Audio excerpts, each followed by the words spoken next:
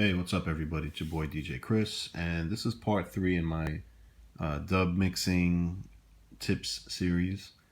And again, I'm no professional recording engineer. I'm just giving you guys some things I've picked up over the years. Someone asked, now once you got the stems in the DAW, what do you do?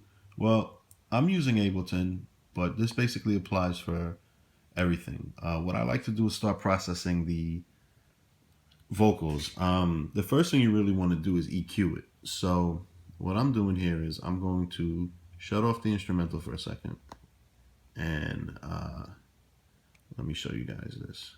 This is the Double Electric Sound Station.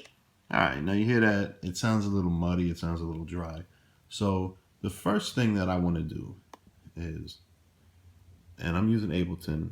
This will, like I said, this will work with any DAW, but you can use this as reference. I like not a compressor. I'm sorry.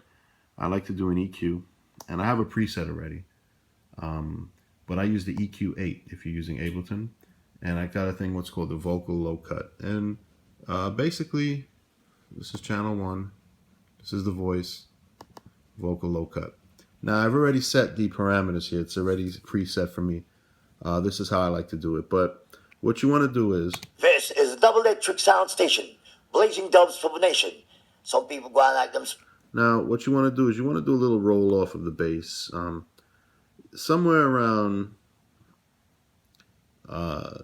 like right about here, this frequency here.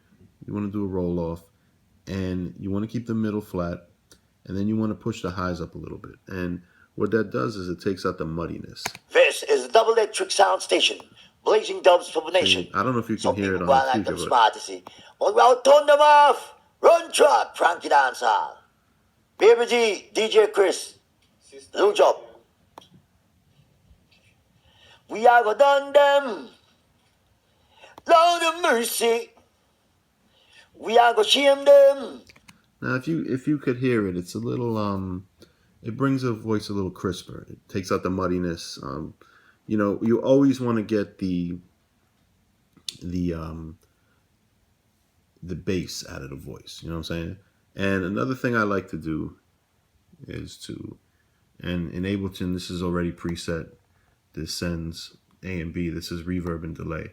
I like to add a little processing so it's not dry. This is the Double Electric Sound Station.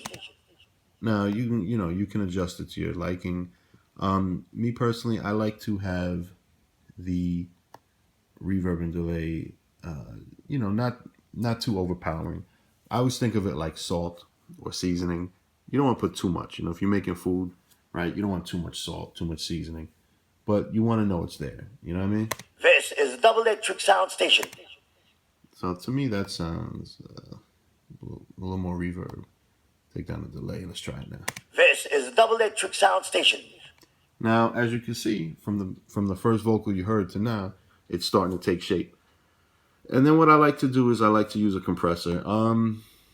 In Ableton, I go into compressor, and I use the generic compressor. What the compressor does is it boosts up the voice and it keeps it from peaking. So now you're going to hear the difference. This is the Double Electric Sound Station. You see it's much louder now, right? Now let me do it without the compressor. You'll see what I'm talking about. This is the Double Electric Sound Station, blazing dubs for the nation. Some people go on like them smart to see. Oh, well, turn them off. You see? And in parts like that, it prevents the clipping, all right? See, it peaked right there, but the compressor will prevent the clipping. You can mess around with the settings again to your preferences, but these are just 3 things I like to do. So I do the EQ. You roll off the bass. You don't want to cut it too drastically. You want to roll it. You see the curve is rolling. And then you want to bring up the highs a little bit. Not too much to where it's making too much of a hissing noise, but you bring up the highs a little bit. You want to add some compression and add a little reverb, a little delay. Play with it. Use your ears. Use it to your liking. And then that's basically it. Then you can start mixing it with the track. I'm going to go into a little more of the mixing techniques in my next video. So hope you guys enjoyed. Hope these tips help. And if you have any questions, feel free to ask. Peace.